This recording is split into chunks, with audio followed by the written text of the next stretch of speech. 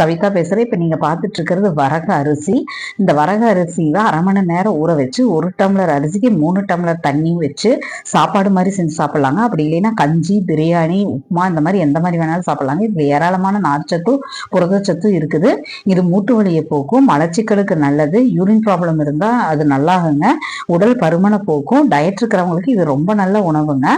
அடுத்து நீங்கள் பார்க்குறது சாமை அரிசி. இது வந்து 1 கப் அரிசிக்கு 2 கப் தண்ணி வச்சு 3 விசில் விட்டு எடுத்தோம்னா சாதமாக செஞ்சுக்கலாங்க. இல்லை கிச்சடி, பொங்கல், பிரியாணி அந்த மாதிரி எது வேணாலும் செஞ்சுக்கலாம். இதுலேயும் வந்து நார்ச்சத்து, இரும்புச்சத்து, புரதச்சத்து நிறைய இருக்குது.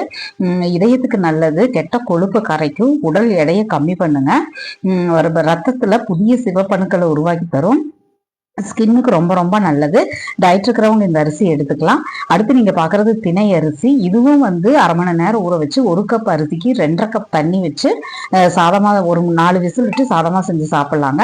பொங்கல், உப்புமா, கஞ்சி அந்த மாதிரி எந்த மாதிரி வேணாலும் சாப்பிட்டுக்கலாம். கால்சியம், புரதச்சத்து, நார்ச்சத்து, இரும்புச்சத்து, மெக்னீசியம் அந்த மாதிரி நிறைய சத்து இருக்குதுங்க.